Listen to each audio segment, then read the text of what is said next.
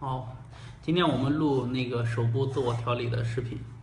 然后手呢是我们人体的反射区，就像我们出去做猪疗是一样的，猪底有反射区，手掌呢一样是有我们的反射区，而且是如果你从手部可以调理身体的所有的问题。然后我们首先准备的一个材料就是刮痧板，然后但是这个刮痧板就是自己选择，然后我这个是牛角的。然后我们先做的就是直接进入调理的步骤。然后我们先做的第一步就是把手指两边的这个经络的井穴给打开。然后我们可以用食指和无名指、中指，然后来去挤压这个井穴，稍微用点力，然后你感觉到疼痛，因为你这个井穴是对应的经络，然后井穴疼痛就代表你的脏器有问题。然后小拇指代表肾，然后无名指反映肝胆的问题，中指反映心脏的问题，然后食指反映肠胃的问题，然后大拇指反映脾和肺的问题。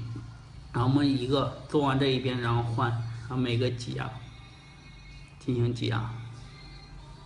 这个是很简单的动作，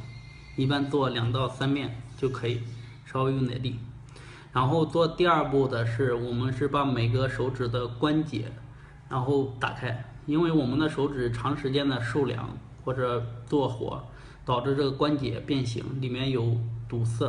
然后会增生，然后导致关节粗大，手变形不好看。然后这个动作是可以把手修得非常完美。然后我们用也是这2个手指，然后从根部，然后往下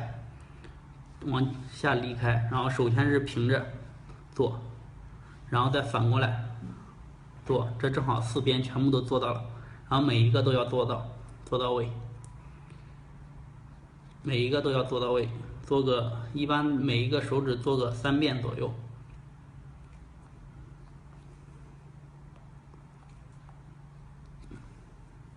每一个都要做到位。我们为了就是省时间，然后这个手也要做，这个手就不演示了。然后第3步就是说，当我们把这个做完以后，我们第3步可以把各个的指关节给拉开，然后手可以掐在一起，是这样插在一起看，然后反过来做，稍微这样，手腕向里扣，合在一起，这样就拉开了。然后这是第3步，第4步就是做这个手掌可以用拍掌的形式，然后自己拍，这样震动的，然后手掌这些淤堵的各个环节都会拍开。然后第5步，也就是终极完美的就是修手型的一个步骤，就需要用到我们的刮痧板了。然后你就可以一个从这个地方先把这些结都给刮开，这些结一点一点都给刮开，然后刮到这些关节里面也把它给疏通开掉。看，这里都有，我这都有的。然后每一点边上，然后尤其是这个地方，有的是会很丑，然后很大，然后你就把这个地方给修好，因为手指修好了，这个地方削下去它会很漂亮的。然后这个都要做，每一个都刮开。看，有的刮到里面会疼，然后有的会有响声。看，这咯咯吱的，这都是堵塞的长时间形成的钙化。然后刮完这个换手是一样的，这都要刮，根部这都要刮，手掌心这都要刮，每一个都要刮开。然后手背一样可以刮一下。当你把这做完以后，你再感觉你的手指是很轻松的，然后这样就做到位了。如果你每天坚持一下，